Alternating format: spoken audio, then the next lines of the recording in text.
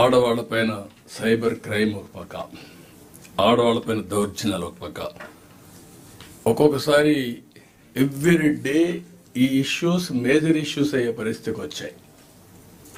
ఇవి ఎట్టి పరిస్థితుల్లో జరగడానికి వీలు లేదు. We have to control law and order. One of the best state. ఈ స్టేట్ని కాపాడుకోవాల్సిన బాధ్యత మనందరిపైన ఉంది. నేను ఒకటే పోలీసుల్ని, అదే మరి ల్యాండ్ రిలేటెడ్ ఇష్యూస్ అన్ని ఎస్టాబ్లిష్ చేయాలి, పేదవాడికి న్యాయం జరగాలి. మళ్ళీ వ్యవస్థ మీద రెవెన్యూ డిపార్ట్మెంట్ ఎవరైతే మీరున్నారో మీ మీద కానీ ప్రభుత్వం పైన కానీ పోలీసు వ్యవస్థ పైన కానీ నమ్మకం కల్పించాల్సిన బాధ్యత మన పైన ఉంది. దాన్ని మనం చేసుకోవాల్సిన విధంగా మనం ముందుకు పోవాల్సిన అవసరం ఉంది. ఇక్కడ ఏదైతే టెక్నాలజీ ఉందో టెక్నాలజీ ఎవరు కాదనలేము. ఎవడు తప్పు చేసినా కరెక్ట్ ఎవిడెన్స్ ఎస్టాబ్లిష్ చేసి ఒకరిద్దరిని పనిష్ చేస్తే law and order automatic control అవుతుంది. This where I'm requesting all of you with a pain. We have faced enough suffering. Public కూడా ఎనఫ్ సఫరింగ్ జరిగింది. మళ్ళా జరగకుండా చూడవలసిన బాధ్యత, లా అండ్ ఆర్డర్ని మెయింటైన్ చేయాల్సిన బాధ్యత మన అందరిపైన ఉంది.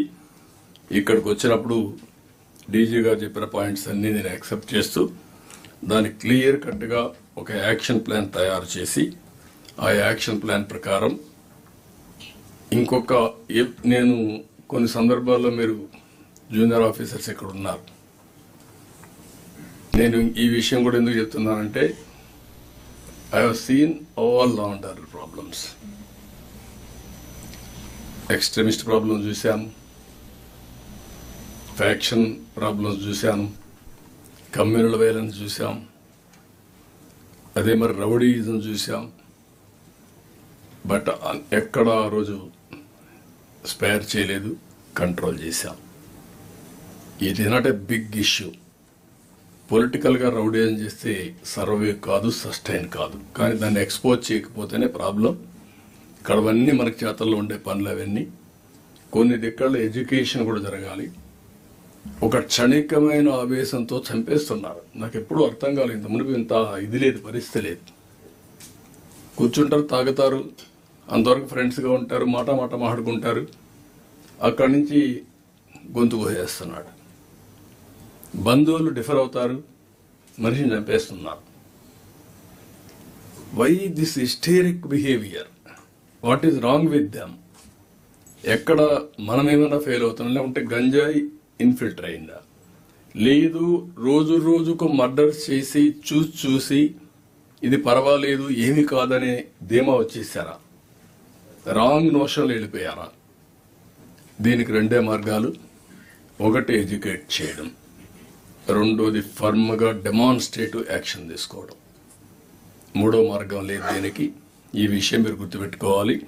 చిన్న ఇన్సిడెంట్ను కూడా పర్వాలేదులే, ఏమీ కాదని వదిలిపెడితే లా అండ్ ఆర్డర్ మనం కంట్రోల్ చేసే పరిస్థితిలో ఉండలేం. దానికి మీరందరూ కూడా దీన్ని పూర్తిగా కంట్రోల్ చేసే బాధ్యత తీసుకోవాలి. ఇంకొక పక్కన లిక్కర్, ఇది కూడా పెద్ద మాఫియాగా తయారైపోయింది. పేపర్లో మీరు చూశారు. దానిపైన ఏం చేయాలి? మేము గవర్నమెంట్ యాక్షన్ తీసుకుంటాం. కొత్త పాలసీ వస్తుంది. అది కూడా తొందరలోనే ట్రాన్స్పరెంట్గా ప్రజల ఆరోగ్యం, అదే మరి రాష్ట్ర భవిష్యత్తు కోసం ఒక నిర్దిష్టమైన ఆలోచన చేశాం. ఇండియా మొత్తం స్టడీ చేస్తున్నాం. One of the best policy will bring it. ఎక్కడ కూడా జీరో టాలరెన్స్ ఆన్ ఐటీ. ఎవరన్నా దొరికితే మాత్రం that is the last day for them. ఆ మెసేజ్ చాలా స్పష్టంగా పోవాల్సిన అవసరం ఉంది. ఇవన్నీ కూడా మనకు మీకు చెప్పినట్టుని ఇప్పుడే చాలా క్లియర్గా చెప్పారు. దీన్ని కూడా బార్డర్ లెవెల్లో మీరు చెక్ పోస్టులు పెట్టడం, అంటే కొత్త పాలసీ వస్తానే మీరు ఫ్రీ చేస్తే లిక్కర్ బ్రాండ్ అన్ని కూడా all national brands, international brands అన్నీ వస్తే 90% కంట్రోల్ అవుతుంది. అప్పుడు 10% ఉంటుంది. ఇప్పుడు ఇక్కడ అవైలబిలిటీ లేదు కాబట్టి బయట రాష్ట్రాల నుంచి ఇష్టానుసారంగా వచ్చే పరిస్థితి వచ్చింది. దాన్ని మీరంతా కూడా పాలసీ కూడా వచ్చే లోపల బ్రాండ్స్ అని అలో చేయమన్నాం. అవి అలో చేస్తే దానికి పాలసీ ఏం అవసరం లేదు. మనకు కావాల్సింది ఓవరాల్గా అన్ని బ్రాండ్స్ రిస్ట్రిక్ట్ చేశారు. ఇప్పుడు ఆల్ బ్రాండ్స్ని మనం అలో చేస్తున్నాం. దాన్ని వర్కౌట్ చేయండి మీరు. ఏదైనా అవసరమైతే క్యాబినెట్ కూడా తీసుకురండి. అదే సమయంలో ఇంకొక విషయం కూడా మీ అందరికీ చెప్పి మీరు ఏదైనా 2 సజెషన్స్ ఇస్తారు. ప్రజా సమస్యల పరిష్కారం మీద కూడా ఒక యాప్ తీసుకొచ్చాం. మొత్తం చూస్తున్నాం. 0 వచ్చే వరకు మనందరం కూడా సమిష్టిగా పనిచేయాలి. ఇప్పుడైతే అబ్నార్మల్ ఉన్నాయి. ఒక హిస్టీరిక్ గా ఉన్నారు పబ్లిక్ కూడా. 2 కారణాలు కావచ్చు. హై ఎక్స్పెక్టేషన్స్ కావచ్చు. రెండోది జరిగిన అన్యాయం పైన ఇంపేషెంట్ కావచ్చు. ఇన్సెక్యూరిటీ, ఇంపేషెంట్, అన్యాయం జరిగిపోయింది, నాకు న్యాయం చేయాలి అనే ఇది కూడా వచ్చినట్టుంది. ఏది ఏమైనా ఇవి పరిష్కారం చేయడం మనందరి బాధ్యత. కలెక్టర్స్ పైన ఎక్కువ రెస్పాన్సిబిలిటీ ఉంది. దీన్ని ఎప్పటికప్పుడు మేము మీకు కూడా పంపిస్తూ ఉంటాం. సర్వీస్ స్టాండర్డ్స్ కూడా పెడదాం. గ్రీవెన్స్ వచ్చిందంటే ఎక్కడో ఇక్కడ జెన్యూన్గా లేకపోతే ఎడ్యుకేట్ చేద్దాం. ఇంపాసిబుల్ థింగ్స్ వస్తే చెప్దాం, కన్విన్స్ చేద్దాం. అతను అడిగింది జెన్యూన్ అయితే మాత్రం పరిష్కారం చేయడం మన బాధ్యత. మానవతా దృక్పథంతో మనం ఆలోచించాల్సిన అవసరం ఉంది. ఇవి కూడా ఇవన్నీ కూడా పిటిషన్స్ అన్ని పరిష్కారం చేయాల్సిందిగా కోరుతూ, ఇప్పుడే సోషల్ మీడియా ఇవన్నీ కూడా మీకు ఒక చూపించాం. ప్రింట్ మీడియాలు ఇవన్నీ అవి వచ్చినప్పుడు ప్రతి ఒక్కరికి కూడా మినిస్టర్స్కి అందరికీ మీకు కూడా ఒక స్టాఫ్ని పెడుతున్నాం. ఎందుకంటే మంత్రులు కూడా ఒక ఇద్దరిని, ఒక పిఆర్ఓ, 2 సోషల్ మీడియా మినిస్ట్రీకి ఇచ్చాం. అదే సమయంలో కలెక్టర్స్ కూడా మీరు వ్యవస్థను ఎస్టాబ్లిష్ చేసుకోవాలి. మనం తప్పు చేయకుండా రాంగ్ మెసేజ్ వచ్చినప్పుడు ప్రజలకు వాస్తవాలు చెప్పడం మన బాధ్యత. త్రూ సోషల్ మీడియా కానీ లేకపోతే ప్రింట్ మీడియా ద్వారా చెప్పాల్సిన అవసరం ఉంది. రెండోది, ఎక్కడికక్కడ ఇవన్నీ వస్తూనే ఇంకొక పక్కన మీరు పాజిటివ్గా మనం చేసే పనులు కూడా ప్రజల్ని ఎడ్యుకేట్ చేయాల్సిన అవసరం ఉంది. అందుకే గవర్నమెంట్లో మీరు గుర్తుపెట్టుకోవాల్సింది, ఇన్ఫర్మేషన్ డిపార్ట్మెంట్ క్రియేట్ చేసుకున్నాం.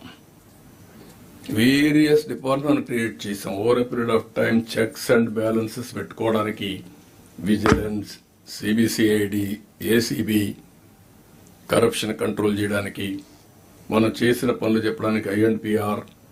ఇప్పుడు కొత్తగా వచ్చే ఛాలెంజెస్ సోషల్ మీడియా వచ్చింది. దీన్ని కూడా మనం ఇంప్రూవ్ చేసుకొని ప్రభుత్వం చేసే పనులు వక్రీకరించి కానీ వార్తలు వస్తే దాన్ని స్ట్రైటన్ చేయడం, ఏ విధంగా చట్టపరంగా ముందుకు పోవాలో మనం ముందుకు పోవాల్సిన అవసరం ఉంది. ఇవన్నీ కూడా ఈ కాన్ఫరెన్స్లో మళ్ళా ఒకసారి మిమ్మల్ని అందరినీ కోరుతున్నా. నిన్న ఈరోజు 2 రోజులు మార్నింగ్ నుంచి కూర్చున్నాం, 10 గంటల నుంచి కూర్చున్నాం. చాలా విషయాలు మనం మాట్లాడాం. అక్టోబర్ 2వ తారీఖున విజన్ 2047 తయారు చేసుకుంటున్నాం. మీరందరూ కలెక్టర్స్ అందరూ విజన్ 2047 ఫర్ ది డిస్ట్రిక్ట్ మీరు తయారు చేస్తున్నారు. దీనికి ఒక క్లియర్ కట్గా ఒక రోడ్ మ్యాప్ తయారు చేసుకుంటే చాలా క్లారిటీ వస్తుంది. నేను కూడా 100 రోజులకి ఏం చేస్తాం అనుకున్నాం, అవన్నీ చేస్తూ ముందుకు పోతున్నాం. ఇప్పుడు చాలా మందికి రాష్ట్రం ఒక ప్రత్యేకమైన పరిస్థితిలో ఉంది. 10 lakh crores డెట్ ఉంది.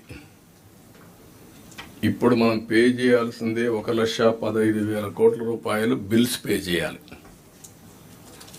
ఒక పక్క బిల్స్ పే చేయాలి, డెట్స్ క్లియర్ చేయాలి, సర్వీసింగ్ చేయాలి, మళ్ళీ డెవలప్మెంట్ చేయాలి. దీనికి ఒకటే మార్గం. కేంద్రం కూడా కొంచెం ముందుకు వచ్చింది. ఎందుకంటే ఎన్డీఏలో మేమందరం కూడా పార్ట్నర్స్ కాబట్టి ఎన్డీఏ తరఫున ఒక హామీ ఇచ్చాం.